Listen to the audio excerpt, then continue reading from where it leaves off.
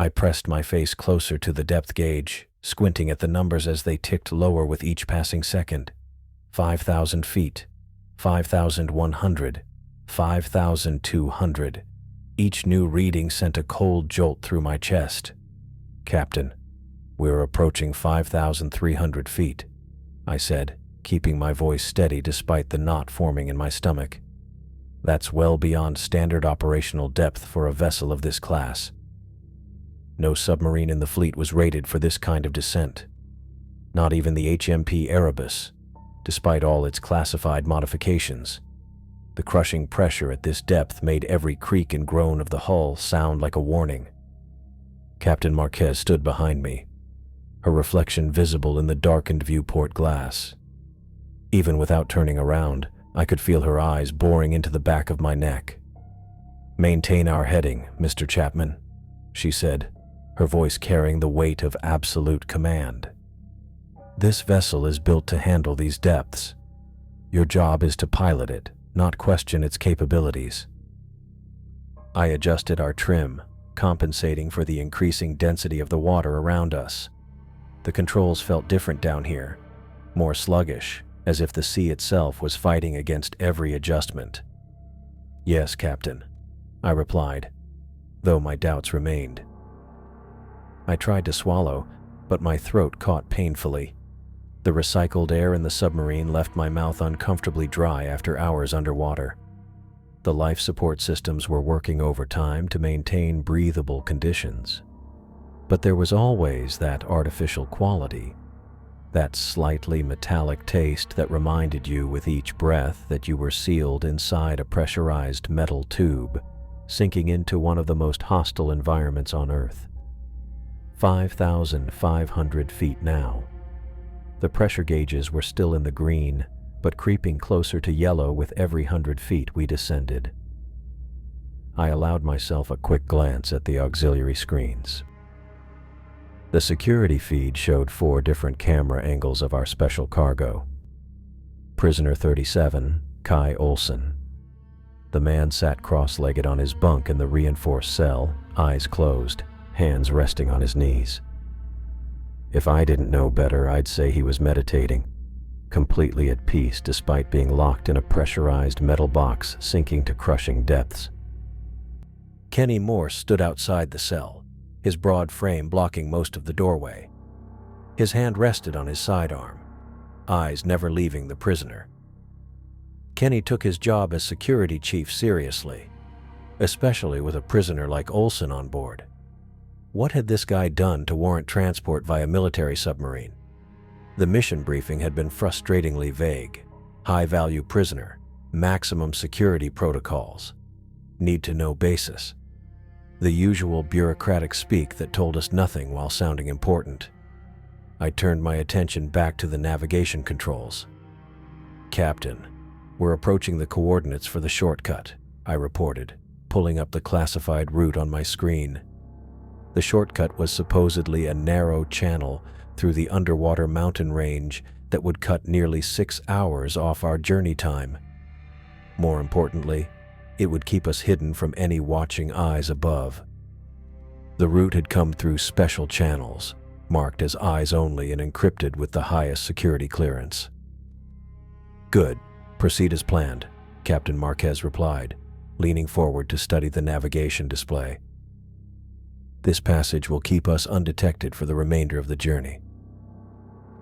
From her communication station, Mildred Walker suddenly frowned at her readings.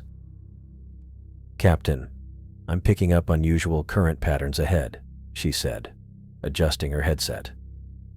"The water movement doesn't match our charts." I checked my own instruments, confirming her observation.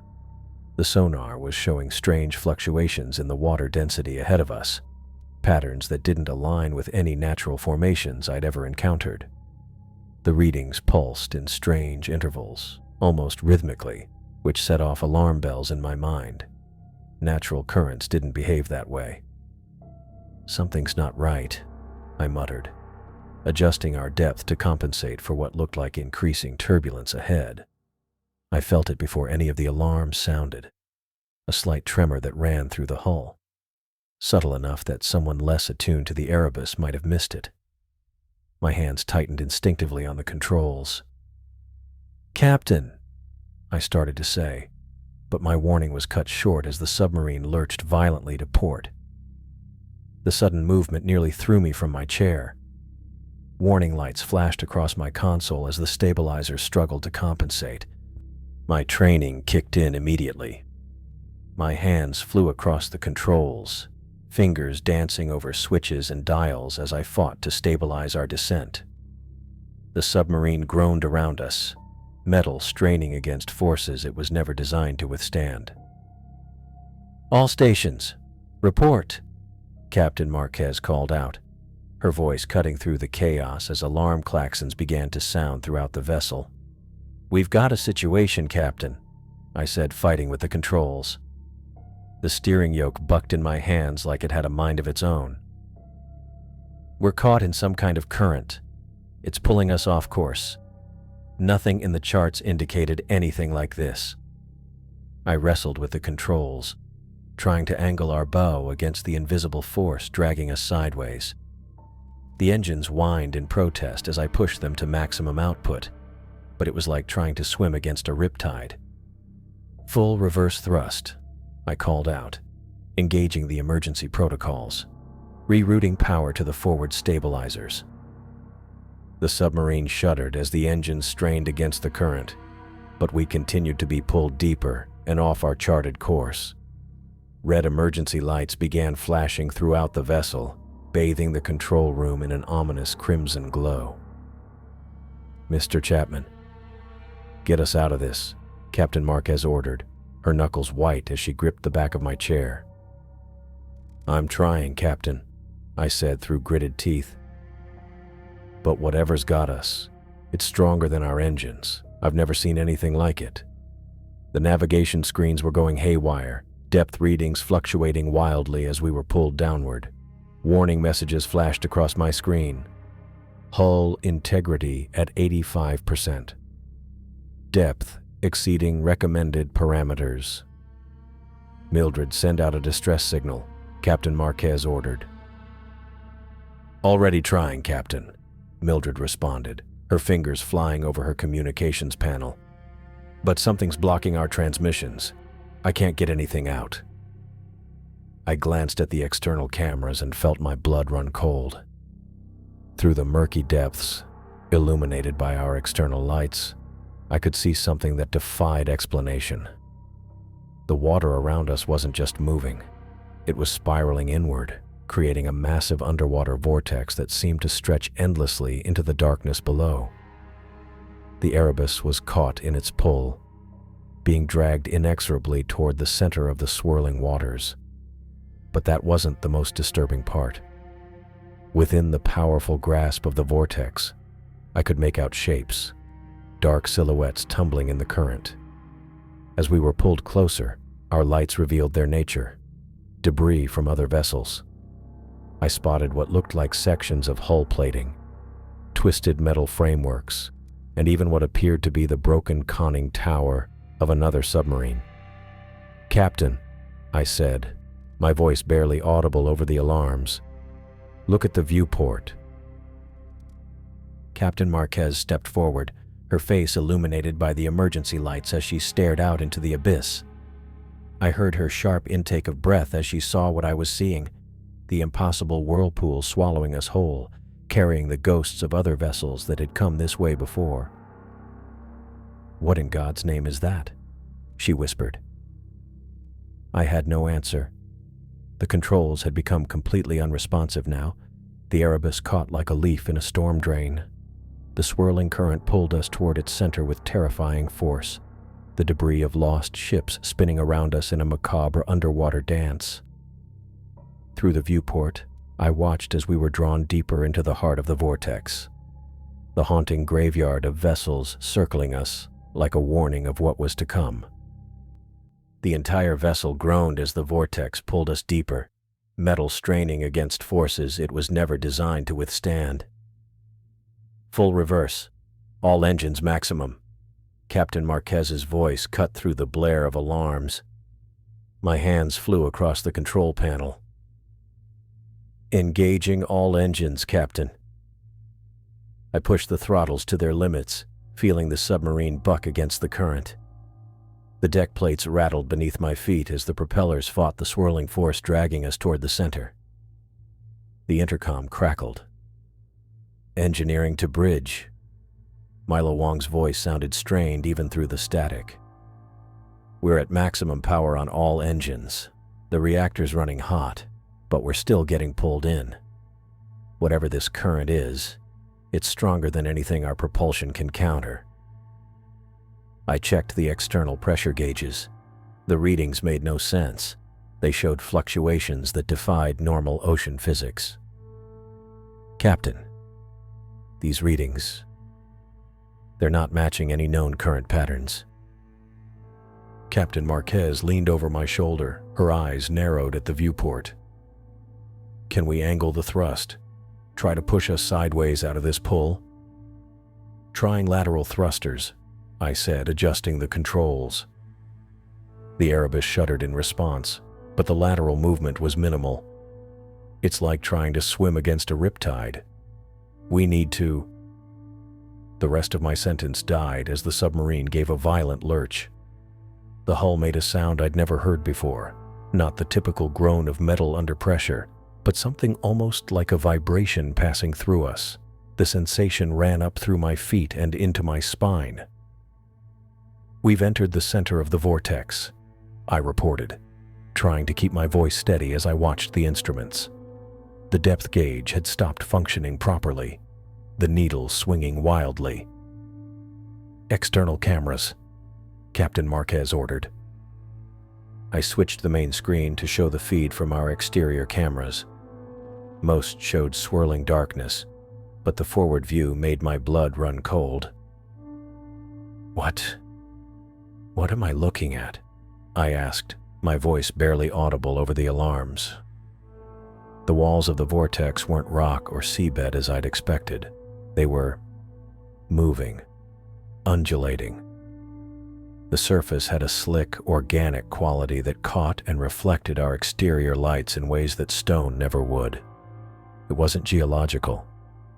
It was biological.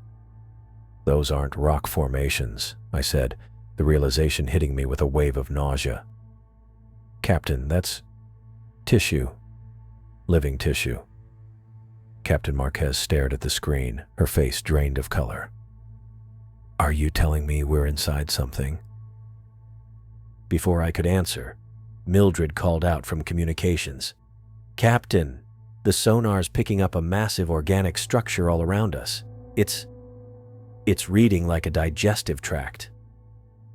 The truth crashed down on me with terrible clarity. We hadn't been caught in a vortex. We'd been swallowed. The Erebus, with all her steel and technology, was nothing more than food to whatever Leviathan had taken us in. It's alive, I said, my mouth dry. We're inside a living creature, something enormous.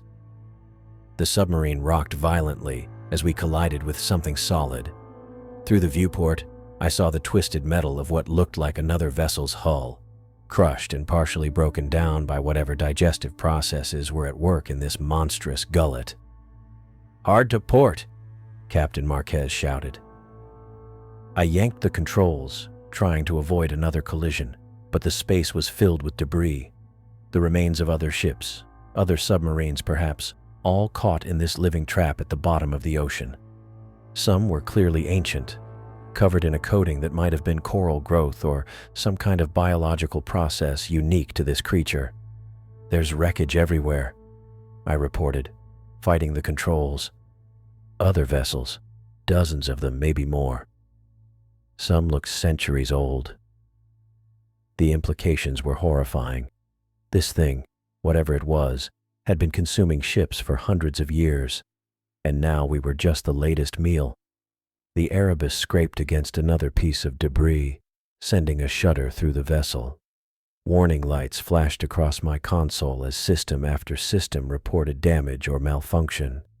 Hull integrity compromised in sections 3 and 4, Mildred called out, her voice tight with fear. Automatic seals engaged. Through the viewport, I caught glimpses of our surroundings whenever our exterior lights swept across the cavernous space. What I'd first taken as some kind of coral growing on the walls was actually a combination of organic structures and partially digested remains fused together. The creature had created a kind of reef inside itself, made from the bones of its previous victims. "Captain, I think I see a ledge or shelf ahead," I said, pointing to a relatively flat protrusion jutting from the wall of flesh. "It looks more solid than the surrounding tissue. Might be cartilage or some kind of internal structure. Can we set down there? Get our bearings?" Captain Marquez asked, gripping the back of my chair. "I'll try. Thrusters are still responding, but steering is minimal." I adjusted our angle of approach, trying to use the current within the creature to our advantage. The ledge grew larger in the viewport, a massive ridge of what looked like hardened cartilage, coated with the same coral-like growths that covered everything else in this nightmare space. "Brace for impact," I called out, as it became clear our approach was too fast. The current had us in its grip, and our engines couldn't slow us enough. The Erebus slammed into the ledge with bone-jarring force. The impact threw me forward despite my restraints. My head cracked against the edge of the control panel, and the world went white with pain. I wasn't sure how long I was out. Seconds, maybe. When my vision cleared, chaos had erupted across the bridge. Red emergency lights bathed everything in a bloody glow. The main lights had failed, and several consoles were sparking. The alarms had changed tone, now blaring the distinctive pattern that indicated multiple system failures. "Damage reports!" Captain Marquez shouted, picking herself up from where she'd fallen. A cut above her eye was bleeding freely. "All stations, report!" My head throbbed as I tried to focus on my instruments. Most of the screens were dark or flashing error messages. "Navigation is offline," I reported, testing each system. "Depth control unresponsive. External sensors at 20%. Main propulsion gone." The reality of our situation hit me all at once. We were trapped inside a massive sea creature, our submarine damaged beyond immediate repair, surrounded by the graveyard of other vessels that had met the same fate. Tiffany Morse, our medical officer, rushed onto the bridge, medical kit in hand. "Multiple injuries reported throughout the ship," she said, quickly moving to Captain Marquez to examine her head wound. 3 crew members with serious lacerations in engineering. 1 possible concussion in the mess hall. Nothing immediately life-threatening. She turned to me next, shining a light in my eyes. "You've got a nasty cut on your forehead, Nash. Possible concussion. Hold still." I barely felt her cleaning and dressing the wound. My attention was fixed on the viewport, where our remaining external lights illuminated the grotesque interior of our living prison. The walls pulsed slightly, a slow rhythm that might have been the creature's equivalent of a heartbeat. "Captain," I said, my voice sounding distant even to my own ears, "we need to face facts. We're inside some kind of ancient deep-sea organism. Something massive enough to swallow a military submarine whole." Captain Marquez nodded grimly as Tiffany finished bandaging her head. "And it's apparently been doing this for centuries, based on the wreckage we saw." I gestured to my darkened instruments. "Most systems are offline. The hull is compromised in multiple sections. Even if we could get the engines back online, I don't see how we could fight our way back out through whatever we came in through." The captain's face hardened with determination. "We're not dead yet, Nash. This thing might have swallowed us, but I'll be damned if we'll be digested without a fight." I looked back at the viewport, at the walls of living tissue surrounding our wounded vessel, at the graveyard of ships that had come before us. We weren't just trapped in the deep ocean anymore. We were trapped inside a monster that had been feeding on human vessels for centuries. My hands clenched on the useless controls. We'd been caught, consumed, and now we were sitting inside the belly of an impossibly ancient creature from the deep. The curved walls of organic tissue pulsed with an eerie rhythm. I turned from the viewport to the few still functioning systems at my disposal. Our situation was bad. Really bad. The primary navigation console was dark, and most of our external sensors had gone offline after the impact. I wiped blood from my eyebrow where Tiffany had cleaned my head wound and reached for the camera control panel. "Let's see what we're dealing with," I muttered, toggling through the external camera feeds. Most showed static, but 3 cameras still transmitted images. I cycled through them, each view more disturbing than the last. The first showed our submarine's damaged stern section, now resting at an awkward angle against what looked like ridged, pink-gray flesh. The second revealed more of the cavernous space around us, littered with the corroded remains of other vessels. The third gave us the clearest view yet, a massive tunnel of living tissue that stretched into darkness in both directions. "Captain, you need to see this," I called out, keeping my voice steady despite the churning in my gut. External cameras confirm we're inside some kind of digestive tract. Based on the structure and appearance, I'd guess we're in an esophageal passage. Captain Marquez moved to my station, her face tightening as she studied the monitor. The wound on her forehead had stopped bleeding, but the bruise was darkening rapidly.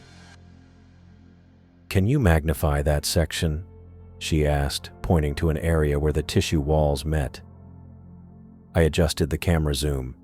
As we watched, the massive tunnel began to contract, the walls moving inward in a rhythmic pattern. The motion was slow but unmistakable, wave-like contractions that started behind us and moved forward. "That's peristalsis," I said, remembering basic biology. "The same muscle contractions that move food down your throat. Except we're the food, and this thing is swallowing us deeper." I switched to a different camera angle, confirming my suspicion. The contractions were becoming more pronounced, narrowing the tunnel temporarily before relaxing again. "Captain, I think this creature is starting a digestive cycle. Those muscle contractions are going to push us further down its system, probably toward a stomach-like organ." I pointed to the screen where acidic-looking fluid was beginning to seep from pores in the tissue walls. "And that doesn't look friendly." As if responding to my observation, the submarine groaned, a long, tortured sound of metal under stress. Red warning lights flashed on my remaining operational console. "Hull breach warning in Section 6, I reported, pulling up the schematic.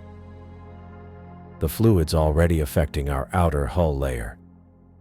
Tiffany Morse was helping an injured crewman to a seat when she heard this. "Acid burns," she said grimly. "If that stuff gets inside, we'll need to set up decontamination protocols immediately." The intercom crackled with static before Chief Engineer Mason May's voice came through, sounding strained but controlled. "Bridge, this is engineering. We've got problems down here. That liquid is eating through our hull faster than standard corrosives. I've sealed off the affected compartments, but it's only a temporary measure." "How long do we have, Chief?" Captain Marquez asked. There was a pause before Mason responded. "At current corrosion rates, 6 hours, maybe less. After that, we'll have catastrophic hull failure." The words hung in the air. 6 hours. I looked around the bridge at my fellow crew members, watching their reactions. Mildred Walker at communications was biting her lip, eyes fixed on her useless equipment. The navigation officer, Ramirez, was frantically trying to reboot his systems. 2 junior officers were whispering to each other, their faces pale. Captain Marquez stood straight-backed, but I could see tension in how she gripped the back of my chair. "Options, people. I need options." What about sending a distress signal? I suggested. If we boost power to the communications array, Mildred shook her head, cutting me off. I've tried everything, sir. Standard radio, acoustic signaling, emergency beacon. Nothing's getting through. She tapped her screen in frustration. The creature's tissue is too dense, and we're too deep. It's like being buried under a mountain. No signals in or out. That hit everyone hard. I watched shoulders slump around the bridge as the reality sank in. No one knew where we were, and no one was coming to help us. We could try to move, suggested Ramirez. The engines are damaged, but... With what navigation? I interrupted, gesturing to my dead console. We'd be moving blind, and for all we know, we'd just push ourselves deeper into its digestive system. The intercom suddenly crackled again, but this time the voice that came through wasn't from any of our crew stations. It was calm, measured, almost academic in tone. "If I may offer an observation," said Kai Olsen, his voice startling everyone on the bridge. "Your predicament presents a fascinating biological puzzle with a potential solution." I exchanged glances with Captain Marquez, whose expression hardened instantly. "How is he accessing the intercom system?" she demanded. Kenny Morse's voice broke in immediately. "He's still secured in his cell, Captain. But he asked to speak with you. Said it was urgent. I patched him through on your standing orders to report any unusual prisoner behavior." Captain Marquez leaned toward the intercom. "This is not the time, Dr. Olsen. Whatever you have to say can wait." "With respect, Captain, it cannot," Olsen replied, his voice maintaining that unnerving calm. "Based on the hull stress sounds and the pattern of movement I can feel even from my cell, I believe you're inside a deep-sea Architeuthis variant. Likely one that's evolved specialized digestive adaptations. I've studied similar specimens, though, admittedly, none this large." I watched Captain Marquez's face as she processed this. Her eyes narrowed in suspicion. "And?" she prompted. "And I believe I can help you escape," Olsen continued. "But I'll need to see the creature directly. I request to be brought to the bridge." "Absolutely not," Captain Marquez said firmly. "You're staying exactly where you are." I turned back to the camera feeds, noticing with alarm that the muscle contractions had intensified. The walls were now visibly closing in around sections of our vessel during each contraction. "Captain," I said urgently, "the contractions are getting stronger. Each one is narrowing the passage by another few inches." I pulled up a quick calculation on my remaining functioning display. "At this rate, the creature will crush parts of our hull within 2 hours, well before the acid does its work." I pointed to the screen where we could all see the massive muscle rings tightening, then relaxing, then tightening again, each time coming closer to our vessel's broken hull. "It's like a python," I explained, constricting a little more with each squeeze. The bridge fell silent except for the continuing groans of stressed metal and the soft beeping of warning systems. Captain Marquez looked around at her officers, her expression grim. "Senior officers conference now." She gestured to the small tactical area at the rear of the bridge. I stood up, transferring basic monitoring to a tablet I carried with me. The senior staff gathered, Captain Marquez, myself as pilot, Tiffany Morse representing medical, and Mildred Walker from communications. Mason May appeared on a video feed from engineering, unable to leave his post with the ongoing hull issues. "Thoughts?" Captain Marquez asked bluntly. Mason spoke first. "We're stuck between bad and worse, Captain. The hull breach is spreading, and we've got critical systems failing by the minute. If this prisoner knows something, anything, I say we hear him out." "He's manipulative and dangerous," Tiffany countered. "That's why we're transporting him in the first place."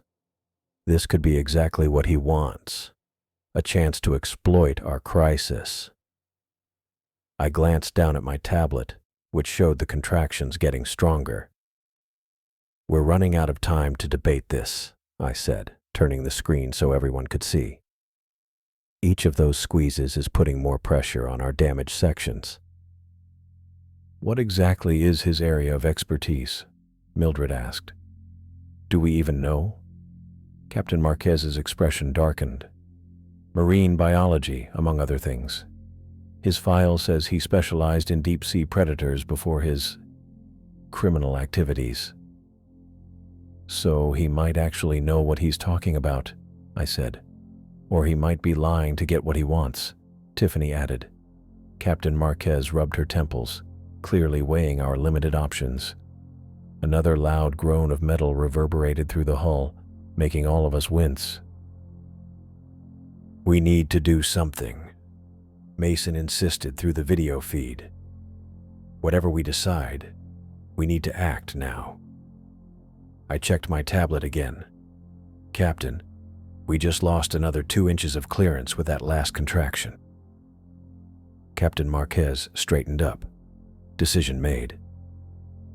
Kenny, she said into the intercom, bring Dr. Olson to the bridge. Full restraints, and you stay with him at all times. If he so much as looks at anyone wrong, you have authorization to use whatever force necessary.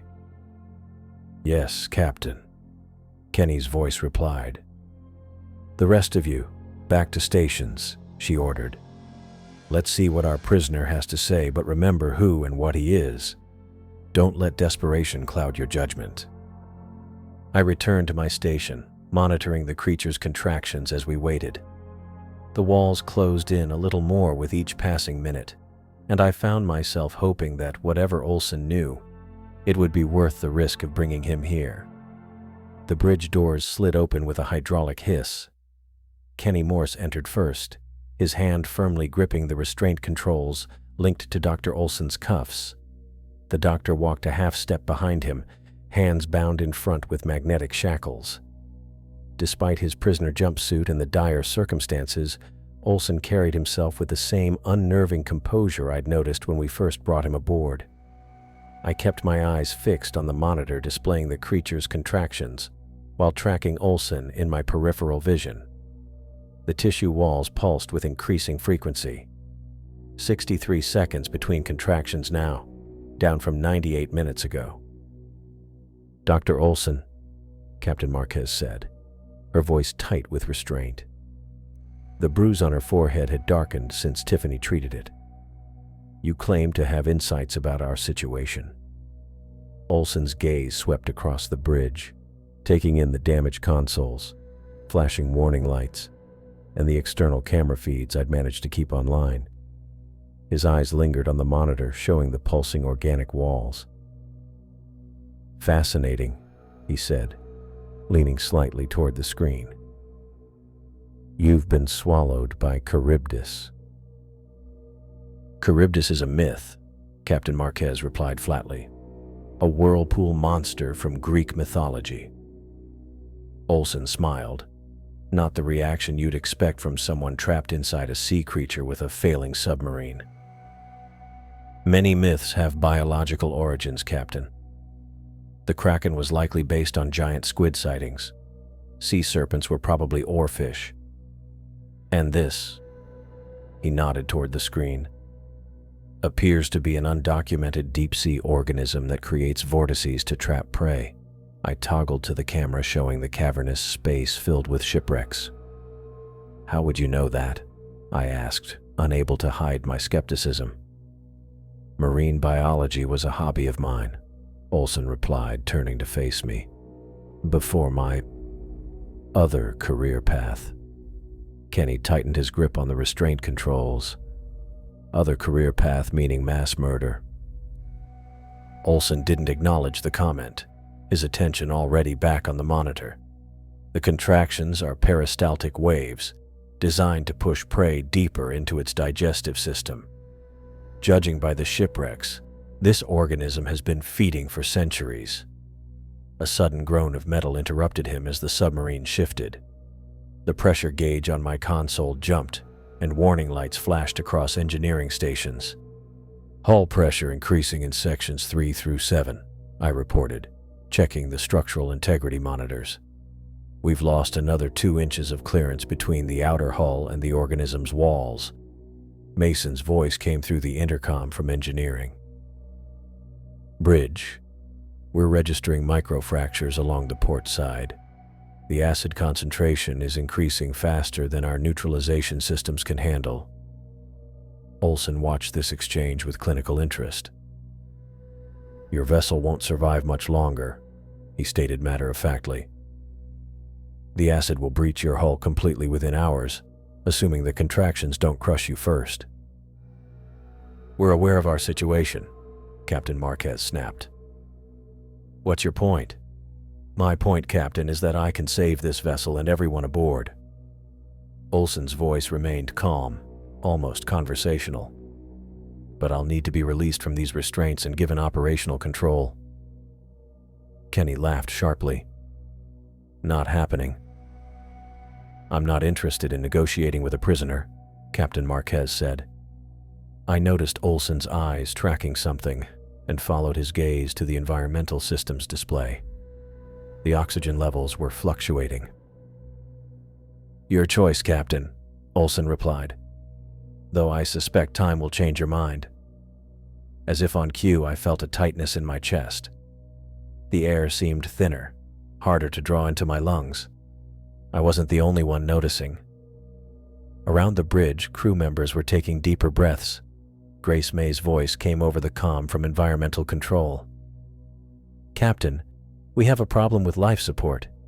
The acid is affecting our air recycling systems. CO2 scrubbers are operating at 42% efficiency and dropping."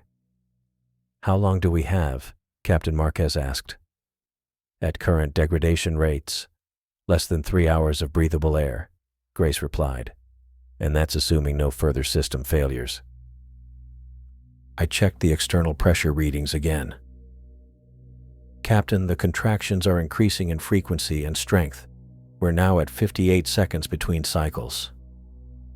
Captain Marquez's face remained impassive, but I caught the slight tightening around her eyes.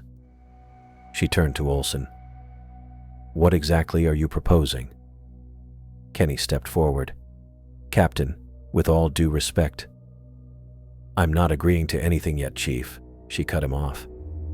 "I'm gathering information." Olson nodded appreciatively. "A prudent approach, Captain." Another alarm sounded, this one from the engineering station. Milo Wong's face appeared on the monitor, streaked with sweat. "Captain, we have a new problem. The acid is affecting the reactor containment systems. The outer cooling lines are showing corrosion." "How long until critical failure?" Captain Marquez asked. 4 hours, maybe less," Milo replied grimly. "We're trying to reroute cooling through backup systems, but they weren't designed to handle primary load." I watched Captain Marquez's face.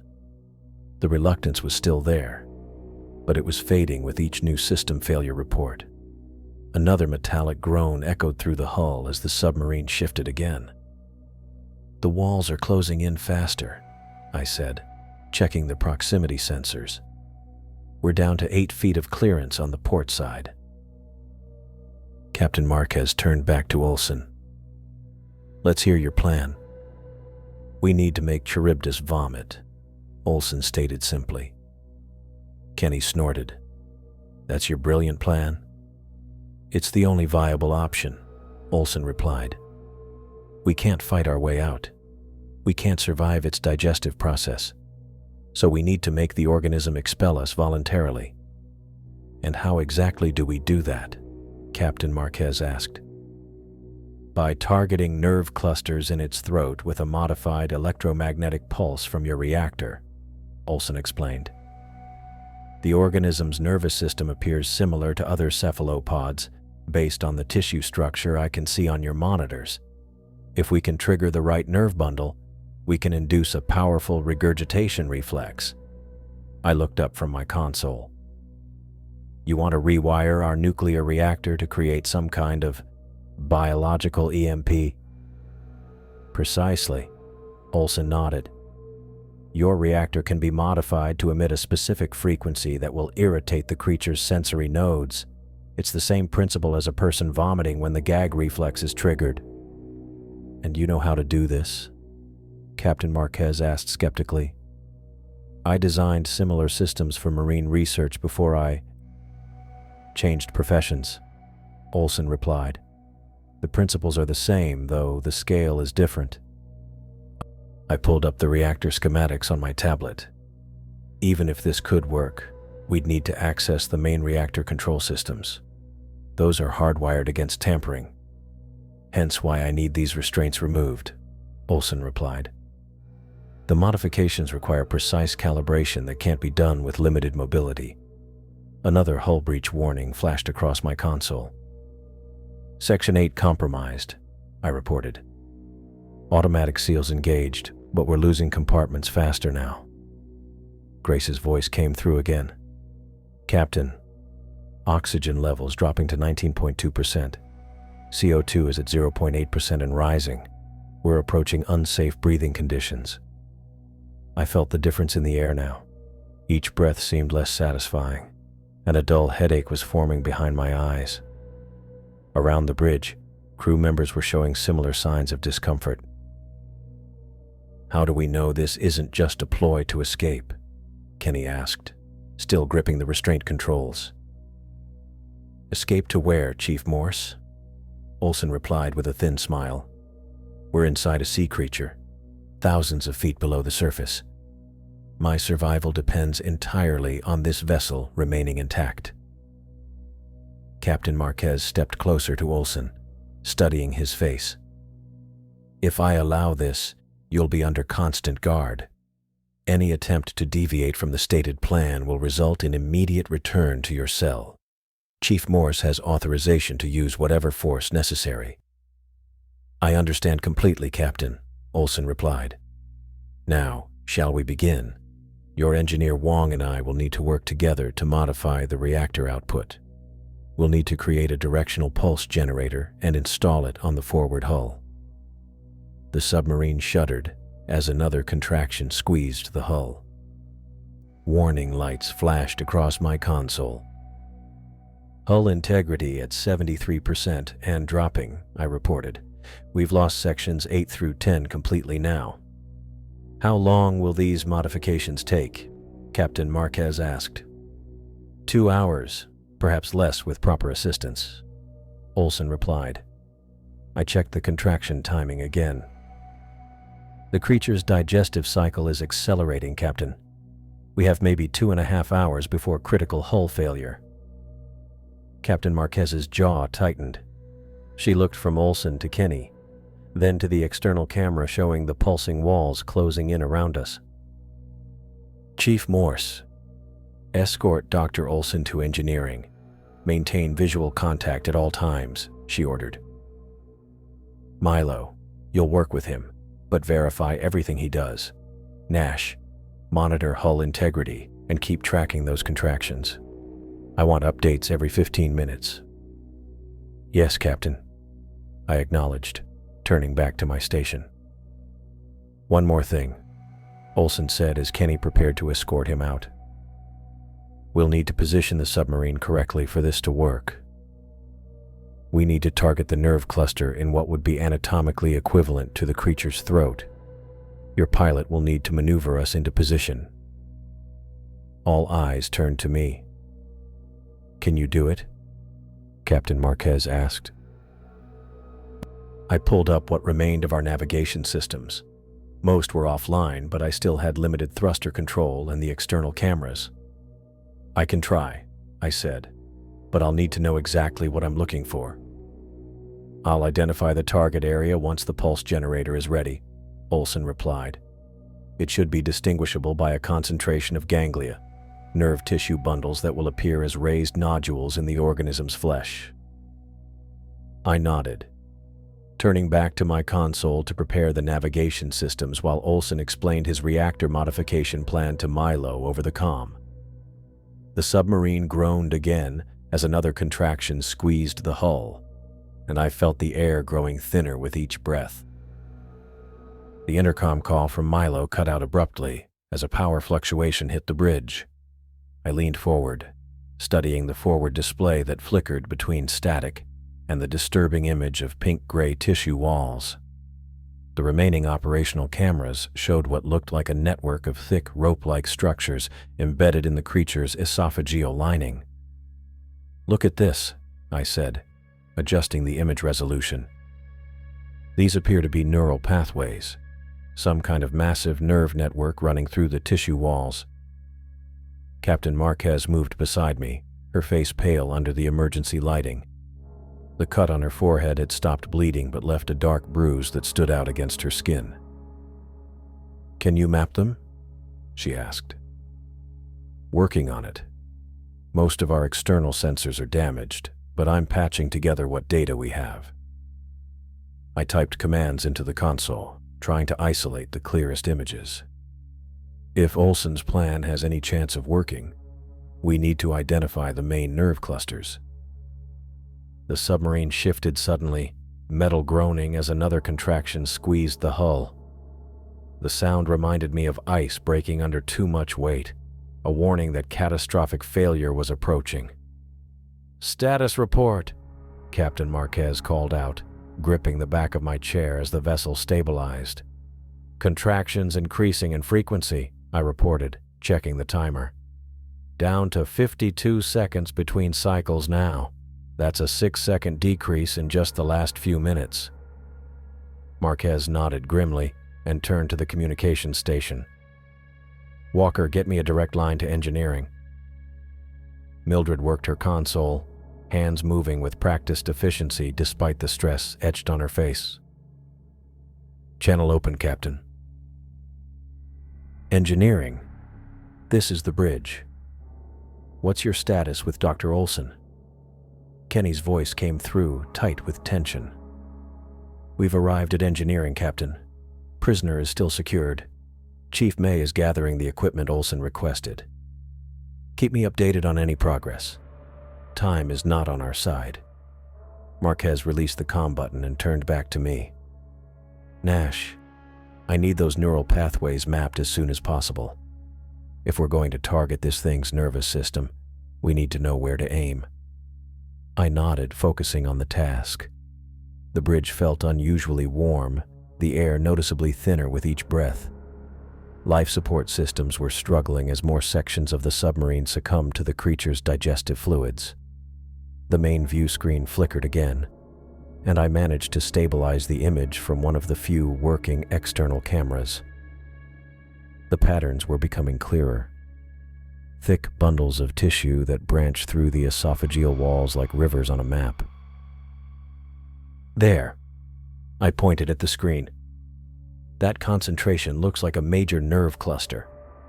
If Olsen's theory is correct, targeting that area might trigger the regurgitation reflex."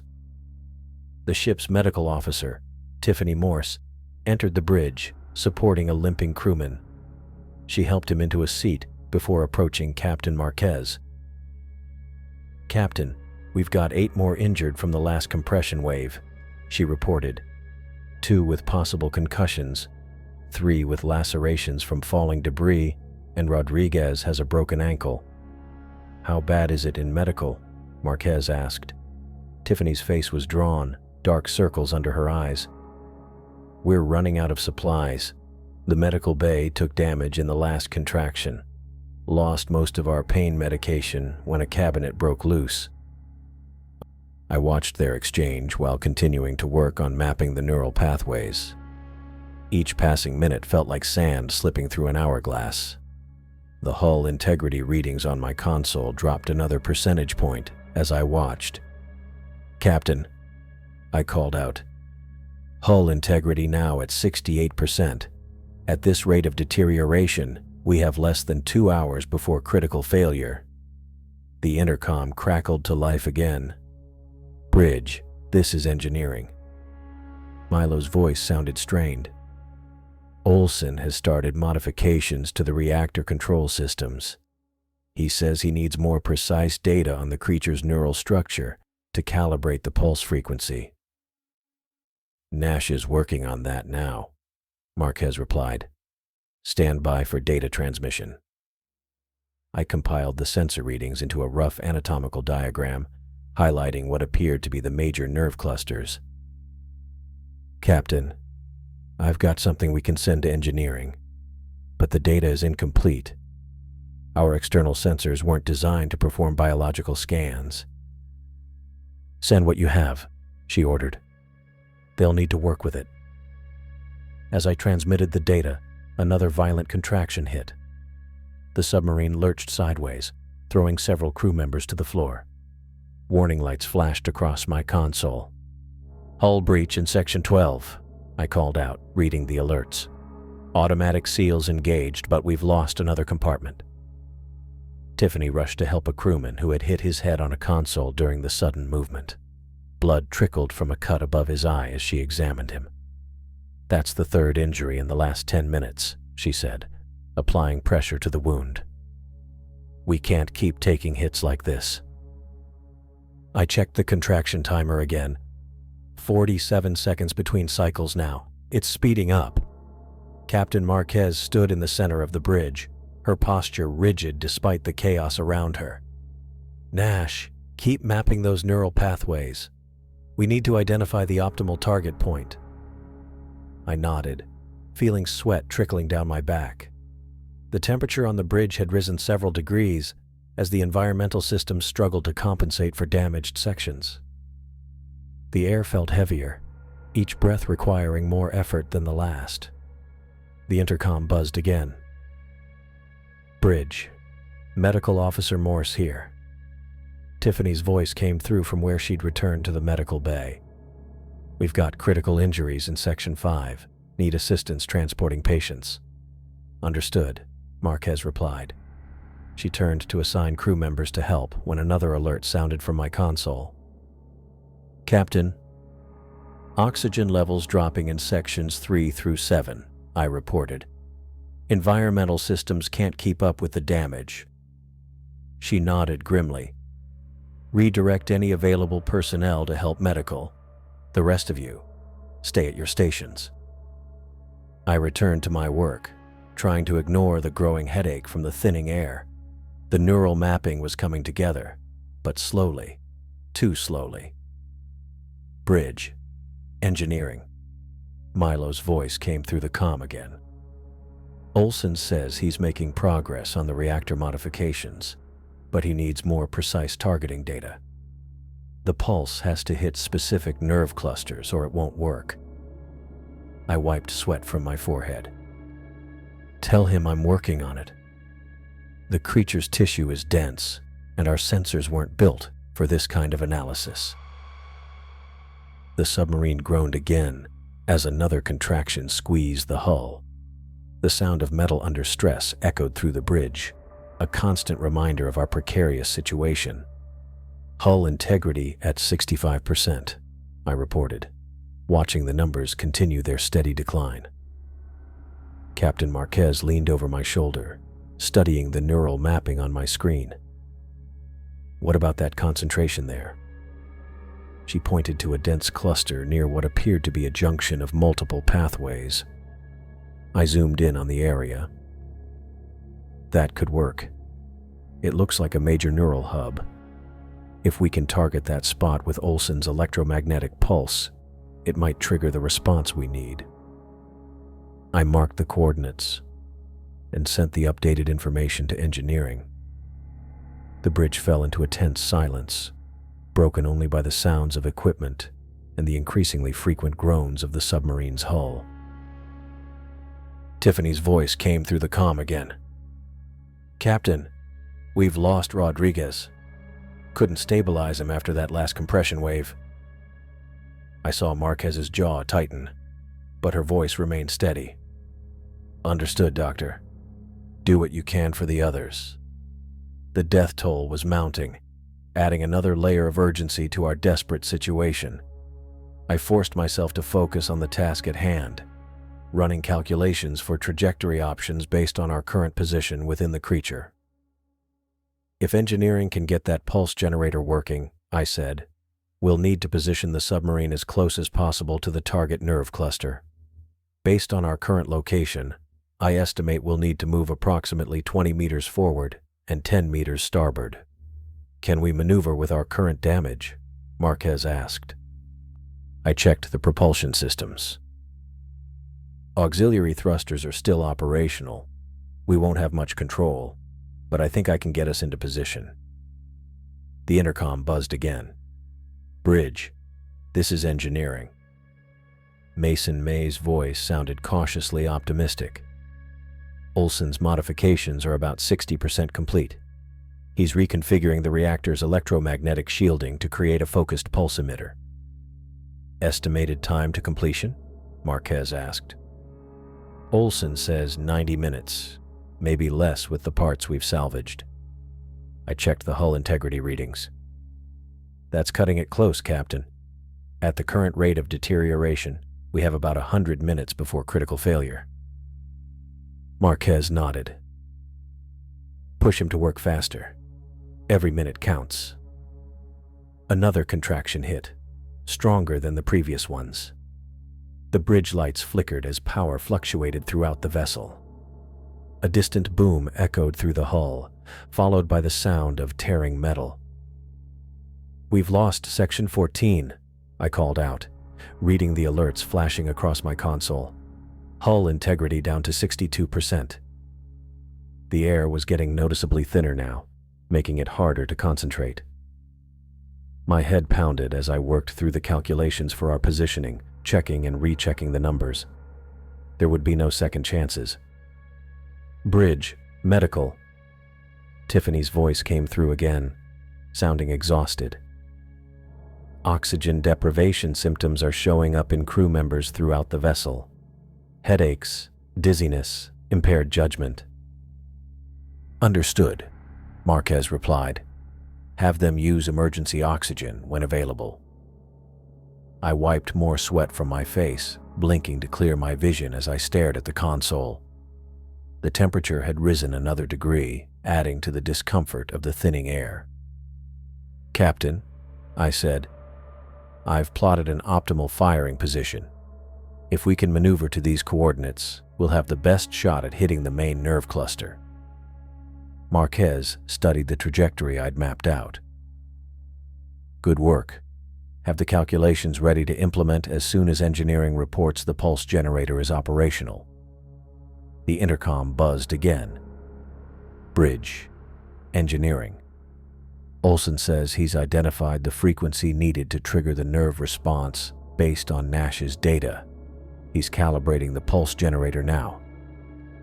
Tell him to work faster, Marquez ordered.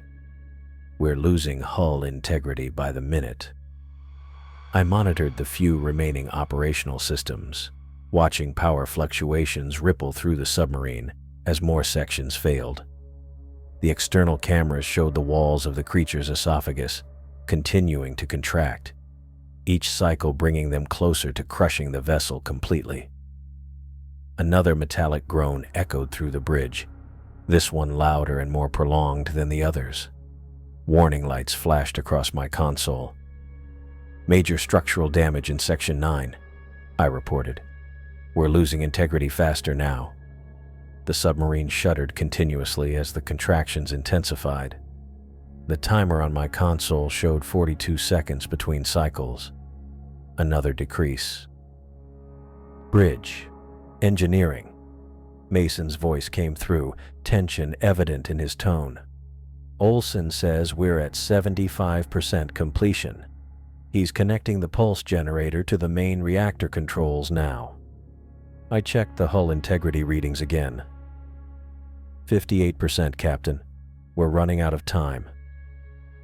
The air felt thick and hot now, making each breath a conscious effort. My fingers moved more slowly over the console as oxygen deprivation began affecting my coordination. I forced myself to focus on the calculations, knowing our lives depended on precise execution. Engineering reports power fluctuations affecting their work, Mildred called from the communication station. They're trying to stabilize the connection to the reactor controls. Captain Marquez paced the bridge, her movements deliberate despite the increasingly dire situation. Tell them to bypass the standard safety protocols if necessary. We need that pulse generator operational. I continued monitoring the creature's contractions, tracking the decreasing time between cycles. 38 seconds now, Captain. The creature's digestive process is accelerating. The sound of metal giving way echoed from somewhere deep in the vessel. The deck trembled beneath my feet as another section failed. Hull integrity at 55%, I reported grimly. Critical failure estimated in 65 minutes. Despite the rising temperature and thinning air, I maintained my focus on calculating our optimal position and trajectory. The neural mapping showed the target area clearly now.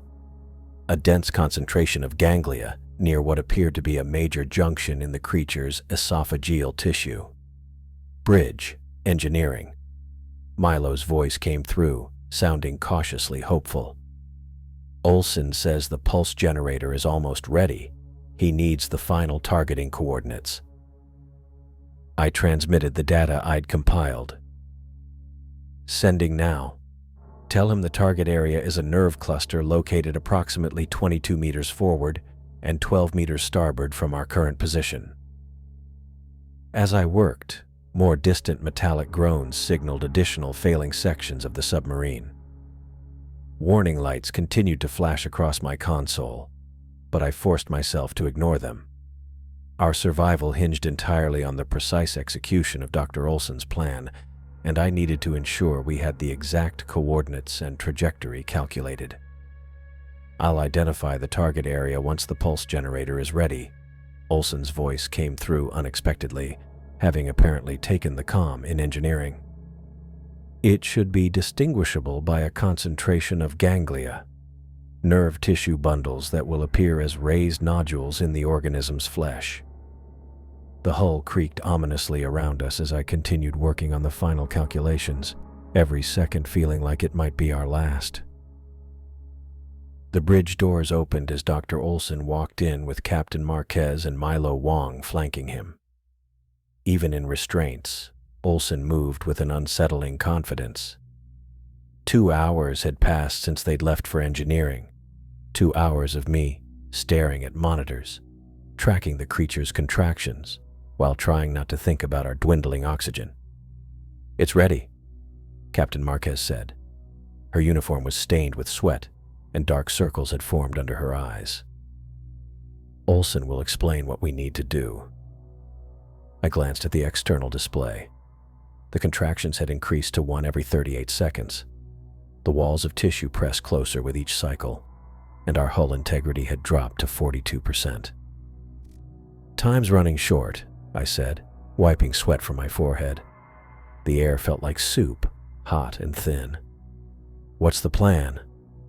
Olson stepped forward, his restraints jingling. "We've modified the reactor to generate a focused electromagnetic pulse. Think of it as a neural disruptor, but scaled up significantly." Milo nodded, his face grim beneath smears of grease and sweat. "We've rigged a pathway from the reactor's cooling system to channel energy through a modified communication array. It's not pretty, but it should work." "Should?" I asked. "It will work," Olson said flatly. "But only if we target the correct nerve cluster and time it precisely." Captain Marquez motioned to the main display. "Show him the target, Nash." I pulled up the external camera feed I'd been studying. "I've been mapping the neural pathways throughout the creature's digestive tract. There's a concentration here." I pointed to a pulsating mass visible on the starboard camera feed. "It's a cluster of ganglia that seems to connect to the major nerve pathways." Olson leaned closer to the screen. "Yes, that's it. Those are sensory nodes that regulate the swallowing reflex. If we hit them with a strong enough pulse, it should trigger the opposite response." "Making it vomit," I said. "Exactly." Olson turned to me. "You'll need to manually target the pulse. Our targeting systems aren't designed for biological targets. Another contraction hit. The submarine groaned, metal bending under pressure. Warning lights flashed on my console. Hull integrity at 38%, I reported. We have maybe 20 minutes before critical failure. Milo stepped forward. The pulse generator is ready, but we need to route targeting control to your station. Do it, Captain Marquez ordered. Milo hurried to my console and pulled out a panel underneath. He worked quickly, connecting cables and rerouting circuits while I kept my eyes on the creature's neural map. There, Milo said, sliding out from under the console. Targeting control is now at your station. Mason is standing by in engineering to initiate the reactor sequence when you're ready. I studied the new controls that had appeared on my screen. A targeting reticle now overlaid the camera feed, allowing me to aim the pulse with precision. The energy needs to hit this exact spot, Olsen said, pointing at the screen. See how it pulses? That's the regulatory center for its swallowing reflex. Hit it with enough force, and it should trigger an involuntary expulsion response. I moved the targeting reticle over the pulsating mass. Got it. Not yet, Olsen cautioned. The timing is crucial. We need to fire during a contraction, when the nerve cluster is most active and vulnerable. The submarine shuddered as another wave of pressure hit us. The hull creaked dangerously. Hull integrity at 35%, I reported. Contractions now at 35-second intervals. Captain Marquez activated the intercom. Engineering. What's your status? Ready to initiate reactor sequence on your command, Mason's voice replied, strained but steady. But Captain, this will push the reactor beyond safety parameters. We'll have maybe 3 minutes after firing before we need to shut down or risk a meltdown. Understood, Captain Marquez said. She looked at me. How's our targeting? I fine-tuned the reticle, making minute adjustments as the creature's walls pulsed. Locked on target. But if those walls keep closing in, we might lose our angle. Then we need to do this now, she said. I opened a direct line to engineering. Mason, I need you to walk me through the firing sequence. First, initialize the pulse generator, Mason instructed. Toggle switch on your left, then enter authorization code Alpha 79 Delta. I found the switch and flipped it, then typed in the code. My console hummed as new systems came online. Now route power to the targeting array, Mason continued. You'll see a power distribution panel on your screen. I located the panel and adjusted the sliders, channeling power from non-essential systems to the pulse generator. Reactor temperature rising, Mason reported. We're approaching critical threshold. The submarine rocked violently as another contraction hit. Warning alarms blared throughout the bridge. Hull breach in Section 14, Mildred called out from communications. Automatic seals engaged, I confirmed, watching indicators on my panel. But we're losing structural integrity fast. Olsen stepped closer, his eyes fixed on the target. You need to wait for the next major contraction. When the walls start closing in, the nerve cluster will become more exposed. I kept my hand steady over the firing control, watching the pulsating mass on the screen. Sweat trickled down my neck and soaked through my uniform. The air felt impossibly thin now, each breath a conscious effort. 30 seconds to next contraction, I announced, checking the timing pattern I'd established. Engineering reports reactor at 90% of modified capacity, Mildred relayed from communications. They can't hold it much longer. It has to be the next contraction, Captain Marquez decided. Everyone brace for impact. The seconds ticked by, each one stretching impossibly long. My finger hovered over the firing control, muscles tense and ready. 10 seconds, I counted down. 5, 4, 3. The submarine lurched violently as the next contraction began. The walls of living tissue pressed inward with crushing force. "Hull integrity at 28%, Mildred shouted. "Target exposed," I called out, seeing the nerve cluster bulge outward as the walls contracted. "Reactor at maximum output," Mason's voice crackled over the intercom. "We can't hold it." "The pulse is ready," I announced, my finger trembling above the firing control. Never in my years of submarine service had I felt pressure like this. Not just the physical pressure of the creature crushing our hull, but the weight of everyone's lives resting on my timing. Another violent contraction hit, even stronger than the last. Metal screamed somewhere aft, and a new alarm joined the cacophony. "Hull breach in Section 16, Mildred reported, her voice tight with fear. I felt the deck plate beneath my feet buckle slightly. The emergency bulkheads slammed shut automatically, sealing off the compromised section. The lights flickered as power fluctuated. "We've lost Section 16, I reported, watching the schematic on my screen.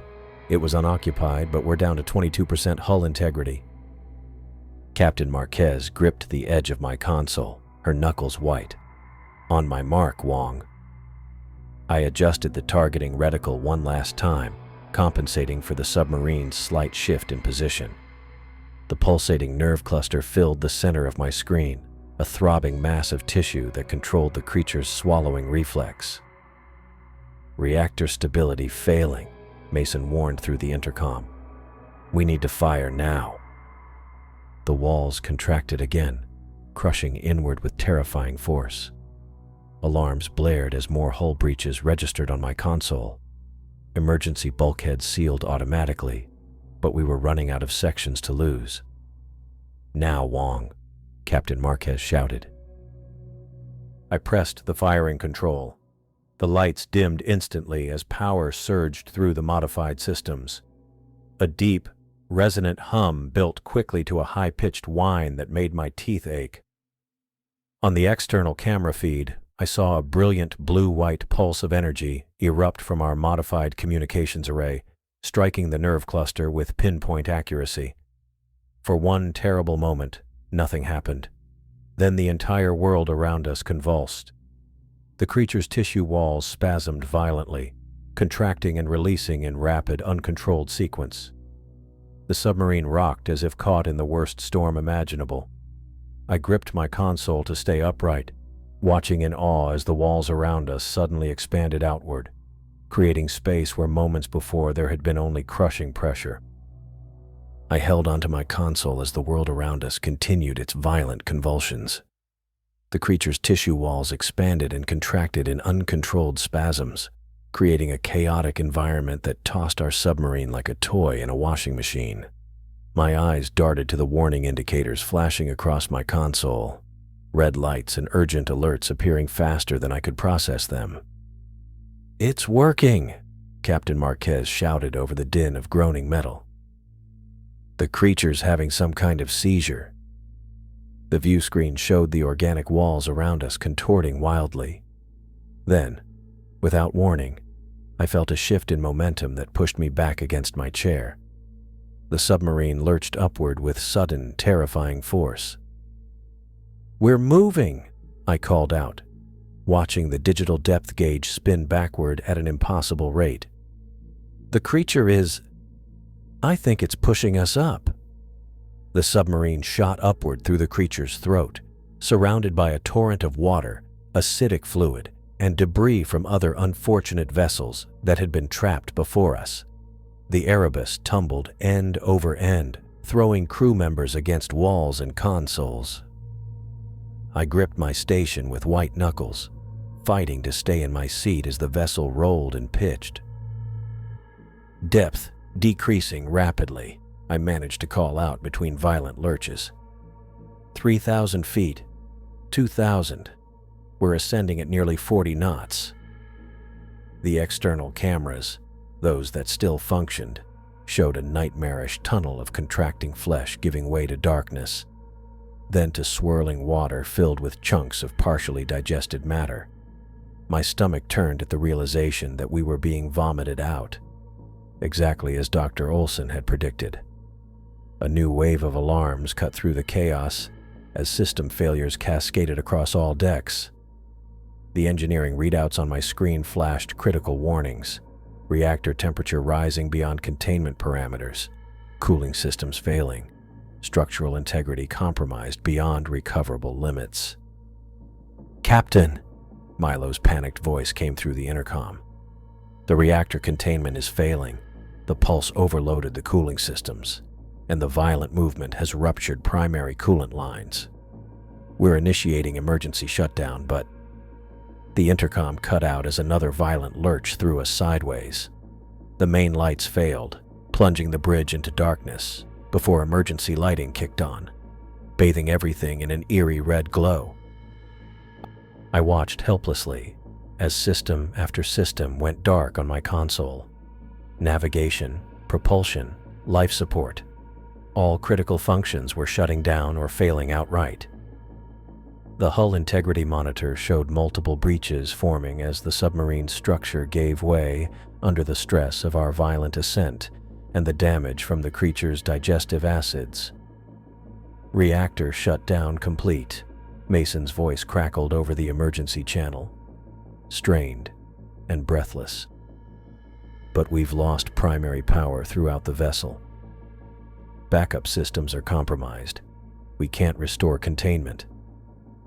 Captain Marquez steadied herself against my console, blood trickling from a fresh cut on her forehead. She looked at the damage reports flooding in, then at the external feeds showing we were now in open water, still rising rapidly. "This vessel is lost," she said, her voice calm despite the chaos around us. Her eyes met mine for a brief moment before she reached for the ship-wide communication system. Her finger pressed down on the button with grim finality. "All hands. This is the captain. Abandon ship. Repeat. All hands abandon ship. Proceed immediately to your designated emergency pods. This is not a drill." The words hung in the air for a heartbeat before the bridge erupted into controlled urgency. Captain Marquez turned to me. "Chapman, help coordinate the evacuation. Get the injured to the nearest pods first." I nodded and pushed away from my useless console, stumbling as the submarine continued to pitch and roll, though less violently now. We were still rising, but the worst of the creature's expulsion seemed to be over. The bridge doors were jammed half open. I had to squeeze through the gap to reach the main corridor, where crew members were already moving with purpose toward the escape pods. I spotted Tiffany Morse helping a crewman with a badly gashed leg. "Let me help," I said, taking the injured man's other arm. Together we half-carried him down the corridor toward Pod Station 2.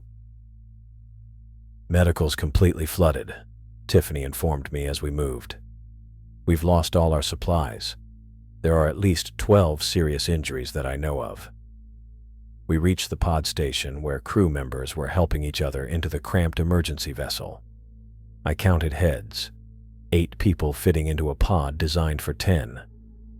"That's enough for this one," I said, helping to secure the injured crewman in his seat. "Get this pod away from the submarine. We don't know how much longer the hull will hold." Tiffany nodded, strapping herself in next to her patients. "What about you?" "I need to make sure everyone else gets out. There are still people on the lower decks." I didn't wait for her response before hitting the launch sequence. The pod's door sealed with a pneumatic hiss, and seconds later, it was gone, ejected safely away from our dying vessel. A tremendous groan of metal tore through the corridor, followed by the unmistakable sound of rushing water. I turned to see seawater pouring in from a new breach at the far end of the passage. The submarine was beginning to break apart. "Pod Station 3 is completely flooded," someone shouted from behind me. I turned to see Grace May, her uniform soaked and a nasty bruise forming on her cheek. "We need to redirect everyone to Stations 1 and 4. I nodded and hit the emergency comm panel on the wall. "Attention all hands. Pod Station 3 is compromised. Repeat, Pod Station 3 is compromised. All personnel report to Stations 1 or 4 immediately. The deck lurched beneath us, tilting at an alarming angle. More warning lights flashed along the corridor as automated bulkheads began to close, sealing off flooding compartments in a last-ditch effort to maintain buoyancy. "We need to move," I told Grace, pointing toward the forward section. "Station 1 is closest." We made our way through the tilting corridor, helping 2 more injured crew members as we went. The water was rising behind us, chasing us as we navigated around fallen equipment and through partially closed bulkheads. When we reached a junction, Grace pointed left. "I need to check engineering. Mason and the others might be trapped." "It's too dangerous," I started, but she was already moving. "I'll meet you at Pod Station 1, she called back. I hesitated, torn between following her and continuing forward with the injured crew members who needed my help. Duty won out. I guided the injured toward the forward section, trying not to think about how many of us might not make it off the submarine. The water was ankle deep by the time we reached Pod Station 1. Captain Marquez was there, directing crew members into the waiting pod. "Chapman," she acknowledged me with a nod. "Get them inside. This is the last pod in this section." I helped the injured crew into the pod, counting as they entered. The capacity was 10, and we were at 8, including the injured. "Where's Dr. Olson?" I asked, suddenly realizing the prisoner wasn't present. "Morse is bringing him," Captain Marquez replied grimly. "Last I heard, they were making their way from the brig." As if summoned by her words, Kenny Morse appeared at the end of the corridor, shoving Dr. Olson ahead of him. Olson's hands were still restrained, but he moved with surprising agility given the tilting deck and rising water. Kenny looked worse for wear. A deep gash ran along his temple, and he favored his right leg as he walked. "Captain," Kenny called out, his voice strained. "The aft section is completely flooded. I don't think anyone else is coming this way." "What about Pod Station 4? I asked, doing a mental count of the crew we'd accounted for. "Launched," Captain Marquez confirmed, checking her handheld tracker. 2 pods away, with 9 crew members each. Pod 2 launched with 8. She looked up at me.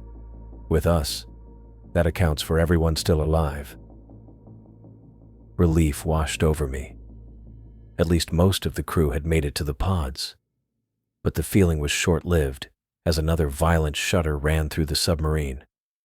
The water was rising faster now, nearly at our knees. "Everyone in now," Captain Marquez ordered. I helped Kenny guide Olson into the pod, then assisted the security chief himself, noticing how he winced when I took his arm. Once inside, I saw the full extent of his injuries, not just the head wound and leg, but what looked like broken ribs and a dislocated shoulder. He'd clearly taken a beating during our violent ascent. "You should have said something," I told him as I helped him into a seat. "Getting the prisoner out was priority," he replied through gritted teeth. Captain Marquez was the last to enter, sealing the hatch behind her. The pod was cramped with 10 of us inside. The 4 injured crew members, 3 other crew members I recognized from various departments, Captain Marquez, Kenny, Dr. Olson, and myself. I moved to the control panel, initiating the pre-launch sequence. Through the pod's small viewport, I could see water rapidly filling the station we'd just left. The Erebus was in its death throes, breaking apart as water pressure found every weakness in its compromised hull. "Are we sure the other pods got away safely?" I asked, looking to Captain Marquez for confirmation. She nodded, checking her tracker again. "All 3 pods are at safe distance and ascending. We're the last ones." The relief I felt was genuine. Despite everything, most of us had survived. I turned back to the controls, finalizing the launch sequence. Behind me, I heard a pained gasp. Turning, I saw Kenny Morse's face had gone deathly pale. Blood seeped through his uniform where he clutched his side. "Kenny?" Captain Marquez moved toward him, but it was too late. Kenny's eyes rolled back, and he slumped forward in his restraints. The movement was so sudden that no one reacted quickly enough to what happened next. Dr. Olson, who had been sitting quietly with his restrained hands in his lap, moved with startling speed. In one fluid motion, he reached for Kenny's sidearm, somehow slipping his hands free of the restraints I hadn't noticed were already loosened. Before anyone could stop him, Olson had the weapon in his hand and was backing away as much as the confined space allowed, the gun trained on Captain Marquez. "No one move," he said calmly, his voice a chilling contrast to the panic around us. His eyes, cold and calculating, swept over all of us before settling on the captain. "I believe this concludes our arrangement." My hand hovered over the launch controls as I stared at the weapon in Olson's hand. The submarine continued to break apart around our pod, and water was now visible through the viewport, threatening to flood the launch bay. With no choice left, I pressed the launch sequence. The pod shuddered, then shot away from the dying Erebus as Olson's gun remained steadily pointed at us. The pod's metal frame groaned as we shot away from the dying submarine. My fingers gripped the controls tightly, trying to stabilize our trajectory while keeping one eye on Olson. The gun in his hand remained steady, aimed directly at Captain Marquez's chest. His expression hadn't changed, the same cold calculation that had marked his face throughout our journey, even in his cell. "Keep us level," Olson said, his voice oddly calm against the chaos of alarms and the hissing of oxygen regulators. "I'd rather not die because of poor piloting after surviving that creature." I adjusted our ascent angle, fighting against the currents that threatened to send us spinning. The escape pod wasn't designed for precise maneuvering, just survival. Its stubby thrusters responded sluggishly to my commands, but I managed to level us out. Behind us, through the small viewport at the rear of the pod, I caught glimpses of the Erebus. The submarine that had been our home was breaking apart. Massive sections of hull plating tore away, trailing bubbles as they sank into the darkness. The forward section, where the bridge had been, crumpled inward as if crushed by an invisible fist. Even from this distance, I could see the lights flickering and dying throughout the vessel as compartment after compartment flooded. "She's going down fast," I said, more to myself than anyone else. Captain Marquez sat rigid on the bench opposite me, her eyes fixed on the viewport. Blood had dried on her temple from the earlier impact, but she showed no sign of pain. 8 other crew members were packed into the tight space of the pod, including Tiffany Morse, who was tending to her husband Kenny. He lay unconscious on the floor, his breathing shallow. "Such a waste of military hardware," Olson commented, glancing briefly at the sinking submarine. "Though I suppose it served its purpose."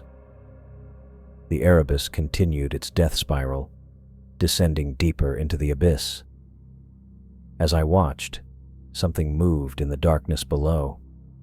At first, I thought it was a trick of the light, shadows playing across the viewport. Then the water seemed to darken, as if a massive cloud had passed between us and the sub. "My God," I whispered. From the depths rose Charybdis. The creature that had swallowed us earlier now returned, its massive form blocking out what little light penetrated these depths. Its body was mostly hidden in shadow, but I could make out the circular maw, a ring of tissue larger than the submarine itself.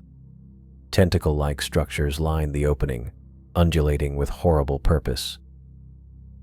The dying Erebus, still sinking, drifted directly toward that waiting mouth. The creature's maw expanded, tissue walls stretching to accommodate the meal. In a single terrible moment, the submarine was enveloped. The creature contracted around the vessel, crushing what remained of the hull. Metal screamed as it was compressed beyond its limits, and then the Erebus was gone, consumed completely. Charybdis lingered for a moment, its enormous bulk shifting in the water. Then, as suddenly as it had appeared, the creature descended back into the darkness, leaving only swirling currents and small pieces of debris in its wake. The pod rocked violently as the aftermath waves hit us.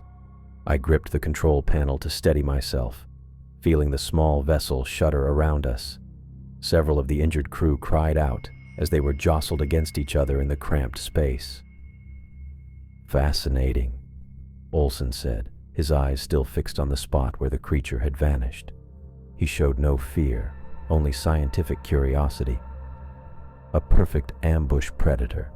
It creates the vortex to draw in prey, then returns to consume the disabled vessel. Evolutionary brilliance."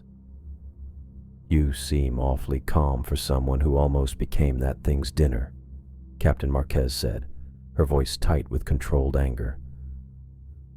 Olson turned his attention back to us, the gun never wavering. "I'm alive, Captain, as are you thanks to my intervention. I consider that a successful outcome." "What happens now?" I asked, trying to keep my voice steady. Olson smiled slightly. "Now? Now we wait. The pod's emergency beacon will activate automatically once we reach the surface. Standard protocol will bring rescue vessels. Once they arrive, I'll be departing." "You think they'll just let you walk away?" Captain Marquez asked. "I think they'll have little choice in the matter," Olson replied, patting the gun. "But that's a concern for later. For now, Mr. Chapman, please focus on getting us to the surface safely." I turned back to the controls, checking our ascent rate. We were rising steadily at about 10 meters per minute. Slow, but safe. Too rapid an ascent could cause decompression sickness. The pod's systems were functioning normally, life support maintaining oxygen levels and temperature despite the damage we'd sustained during the escape. While adjusting the controls, I glanced at Captain Marquez. Our eyes met briefly, and something passed between us, a silent agreement. We needed a plan. Olson might be holding the gun, but we still outnumbered him. If we could coordinate somehow. A slight movement caught my eye.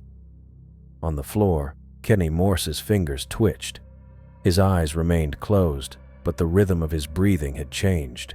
He was regaining consciousness, but carefully hiding it from Olson.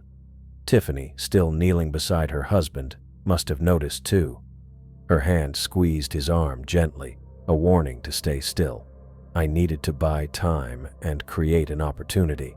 "I should check the emergency systems," I said, turning away from the main controls. "Make sure everything's ready for when we surface."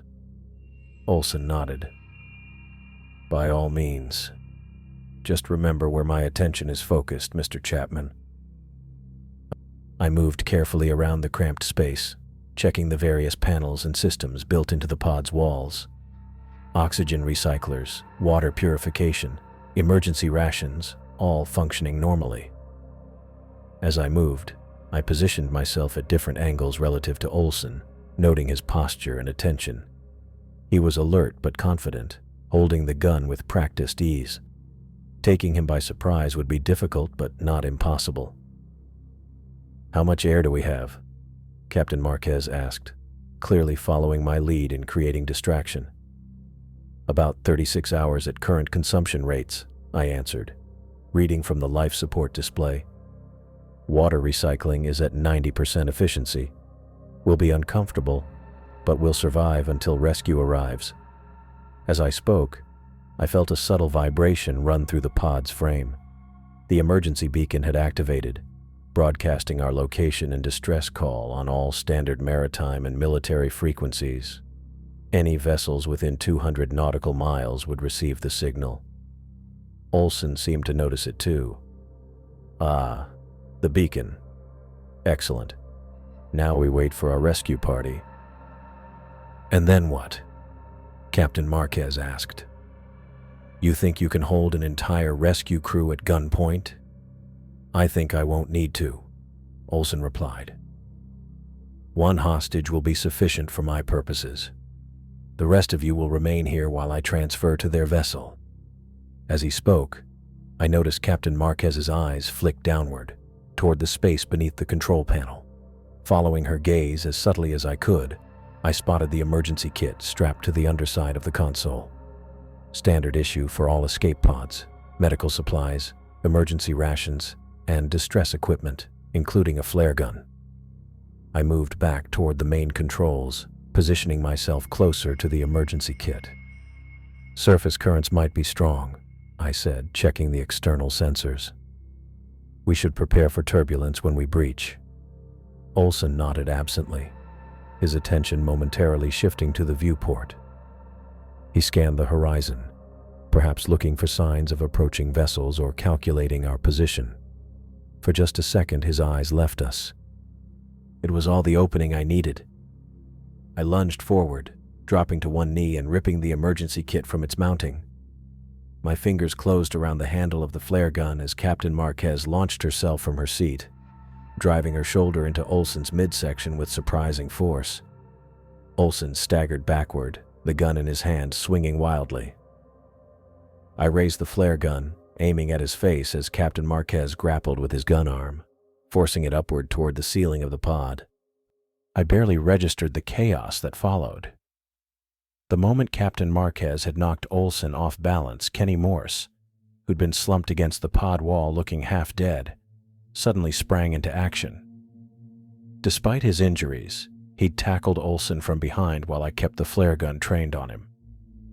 The struggle was brief, but violent. By the time we'd secured Olsen with the emergency restraints from the pod's supply locker, all three of them were bleeding from fresh wounds. That had been 3 hours ago. Now I sat on a bench seat of the Navy rescue vessel that had picked up our distress beacon, my back against the cool metal bulkhead. My uniform was stiff with dried seawater and sweat. Every muscle in my body felt like it had been stretched to its breaking point and then twisted for good measure. I hadn't slept in over 30 hours.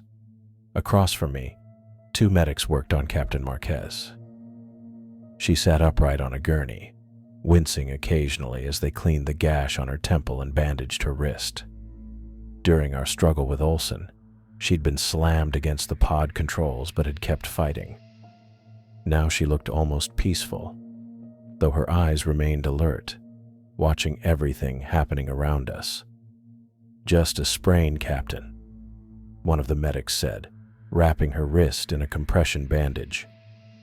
"You're lucky it's not broken." "Luck had nothing to do with it," she replied, her voice steady despite her exhaustion. I understood what she meant. We hadn't survived by luck. We'd survived by skill, training, and sheer determination, and by working together when it mattered most. My gaze drifted to the far end of the compartment where Dr. Olsen sat surrounded by 4 armed guards. His hands were secured with heavy-duty cuffs, his ankles shackled to the floor bolts.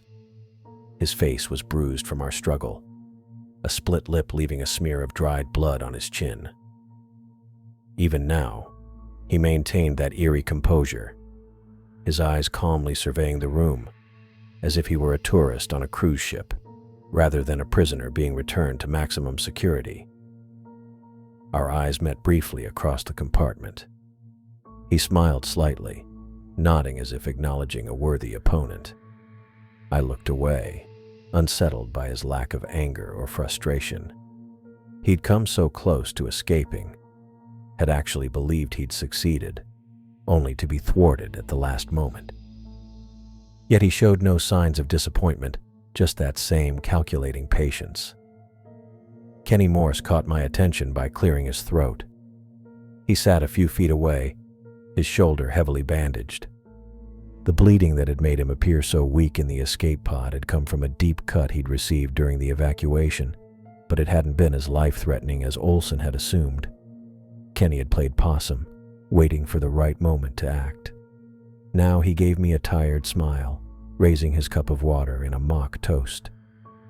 "Hell of a day at the office," he said. I returned his smile, nodding in agreement. "You had me convinced you were half dead." "Wasn't entirely an act," he replied, wincing as he shifted position. but I figured our friend over there wouldn't be watching me too closely if he thought I was out of commission. Captain Marquez glanced our way. Quick thinking, Morse. You should consider a career in theater when you retire. No thanks, Captain. I think I've had enough drama for one lifetime. I leaned my head back against the bulkhead, letting my eyes close for a moment. The rescue vessel's engines hummed steadily beneath us, pushing us toward the mainland at top speed. After our pod had breached the surface, it had taken almost 2 hours for the rescue team to locate us. 2 hours of watching the horizon, wondering if Charybdis might return to finish what it had started. Nearby, 3 crew members from the rescue vessel huddled around a monitoring station, their conversation pulling me from my thoughts. They were reviewing data collected when they'd arrived at our coordinates. I've never seen readings like this, one of them said, tapping the screen. That biological signature is off the charts. Could be a pod of whales, another suggested. Or maybe a giant squid migration. The third shook his head. No way. Look at the density pattern. And that movement signature. Whatever it was, it's unlike anything in our database. Command's going to want a full report on this, the first one said. Might need to send a research vessel back out there. I nearly laughed at the thought. Let them send a research vessel. Let them search the depths. They wouldn't find Charybdis unless it wanted to be found. And if it did find them, well, they'd need more than scientific instruments to survive that encounter. The rescue vessel's captain approached, clipboard in hand. He'd been taking statements from the survivors, piecing together what had happened to the Erebus. When he reached me, he hesitated. Lieutenant Chapman, right? Navigation officer? I nodded, straightening up. Mind if I ask you a few more questions? Your account doesn't quite match up with some of the others. How so? I asked, though I already knew the answer. Well, you mentioned some kind of creature, a biological entity that attacked your submarine. But the other reports suggest a natural phenomenon, perhaps an underwater landslide or an unexpected current.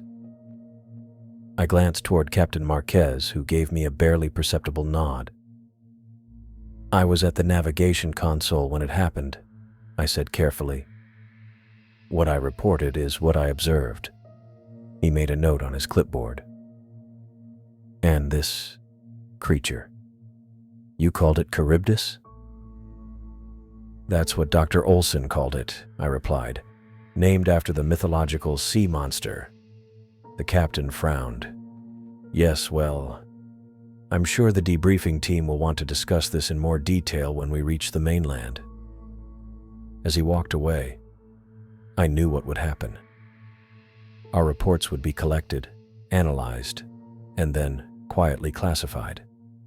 The official explanation would involve mechanical failure, perhaps human error. There would be no mention of a creature large enough to swallow a nuclear submarine. No record of the graveyard of ships we'd seen inside its digestive tract. Some things were simply too incredible for official acknowledgement. I felt the weight of the past 24 hours pressing down on me. We had survived not only one of the most dangerous creatures on the planet, but also one of the most dangerous humans. I'd piloted a submarine deeper than any vessel in our fleet was rated to go, witnessed a legendary sea monster, helped jury-rig a nuclear reactor to emit an electromagnetic pulse, and faced down an armed sociopath in an escape pod. Any one of those events would have been the most extraordinary experience of my life. Together they seemed impossible, like something from a fever dream.